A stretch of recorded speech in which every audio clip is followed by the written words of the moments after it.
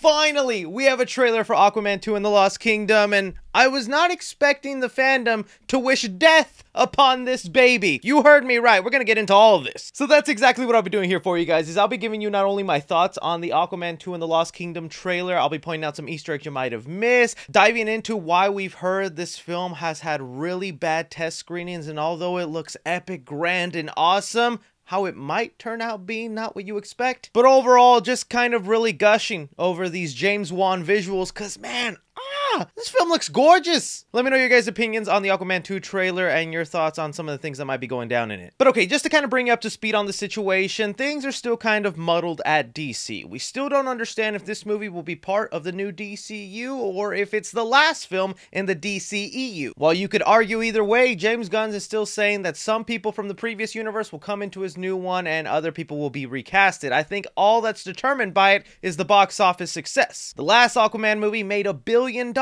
and as much as I would love this film to also reach those heights, DC just isn't where it used to be. People don't show up for these movies. I doubt it'll come close to that billion mark. Then we were hearing reports and rumors from a lot of reliable scoopers that test screenings for this movie were going terribly, that they kept scoring negatively. Now, I know we should always take test screen rumors with a grain of salt, but when Warner Brothers was waiting to the very last possible second to start marketing, and mind you, this movie is a sequel to their billion-dollar hit, where something like Blue Beetle got their trailer revealed almost an entire year out. So it seemed really odd that they were waiting to the last possible second to reveal this trailer, and now that it's finally here, I do not care if I am hearing that this movie might be bad. Visually, this film looks fantastic. I love James Wan's grand, big, comic booky style for Aquaman. It makes the film look so appealing. Everything down from like the costumes, the action scenes, the look of the ocean and Atlantis itself, like,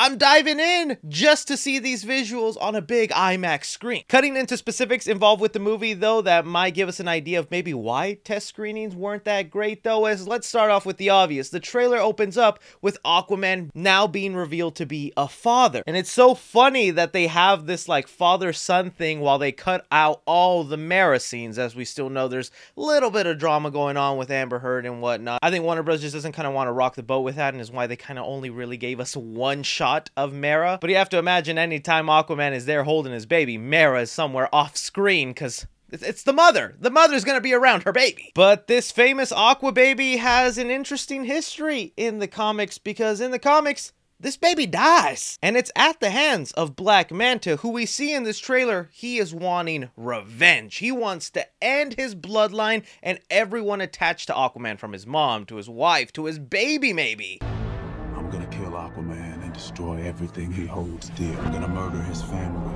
That might open my eyes a bit to understanding maybe why test screen audiences weren't that fond of a movie, because us comic book fans, once we hear it happened in the comics, it's a storyline in the comics, it's a big arc, we automatically like dismiss it and go, oh, it's okay then, it happened in the comics. It's the Bible, kids, okay? Do not question it. But these test screen audiences are usually regular people that don't know that much about the comics of Aquaman, so when a baby dies on screen, internally, unless you're an evil person, that's gonna make you go, I do not like this. I do not enjoy this.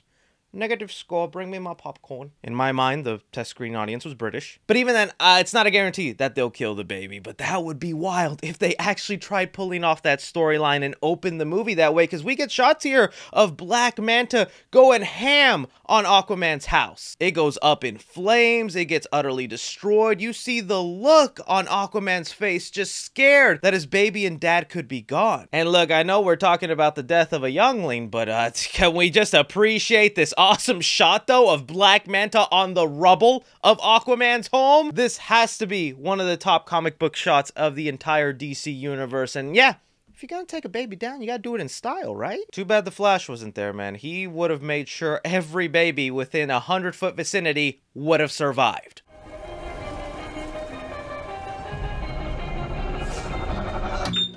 So if the movie does open up that way and Aquaman seems to lose a lot of his family members and he's put in a tough position, it'll force him to go to the only family member he knows that can help him, Orm. The trailer shows us Aquaman will be pairing up with his brother who he imprisoned in the last movie, kind of really giving us Thor Dark World vibes, where Thor had to team up with Loki after he imprisoned him in the last movie to kind of stop this big threat. He'll be freeing his brother using the stealth suit from the comics that has camouflage abilities. And on paper, guys, let me tell you, that sounds like a great idea to me. I like Patrick Wilson's Orm. Jason Momoa's Aquaman is obviously a ton of fun, an adventure where these two hated brothers have to kind of rejoin and rebuild their relationship for their love of Atlantis, because that's what's at stake here.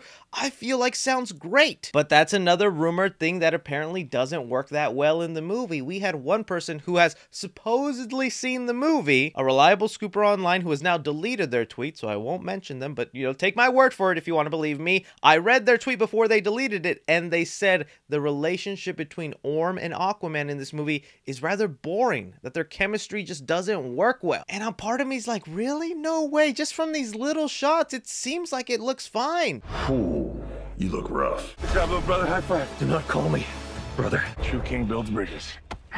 I guess context will be everything, because I did see some people mention they were not loving the humor in this trailer, although I don't think it's really that bad. But if the context here is, you know, Aquaman is a lost father who just had his dad die, his baby die, and he's making jokes like this on his way to save Atlantis, it feels rather off, and it gives me Thor Love and Thunder vibes, where that movie is all jokes in the context of such a dark situation. It looks like the brothers' plans to stop Black Manta, who has gotten a hold of this black trident that has given him godly powers, and not just that, but a fantastic suit. Like, Black Manta just looks fantastic in this film. But the brothers will be traveling to the Seven Kingdoms, trying to get them on their side to save Atlantis, which is what they're most likely doing here when they come in contact with a shark kingdom. We got reports earlier in the year that there would be this secondary villain added on to Aquaman 2 named Karshan, who is supposed to be this kind of like humanoid looking shark. In the comics, they were hit with an atomic bomb that like escalated their evolution by millions of years in an instant second, and given the look of the sharks in the background, I'm assuming it's entire kingdom of them, and the brothers are coming to them wanting their help in part of this big battle coming up. And even in the same trailer, you get the feel of the progression the brother relationship will have throughout the movie, because Orm seems to believe in Aquaman in leading the Seven Kingdoms. If you lead, the Seven Kingdoms will follow.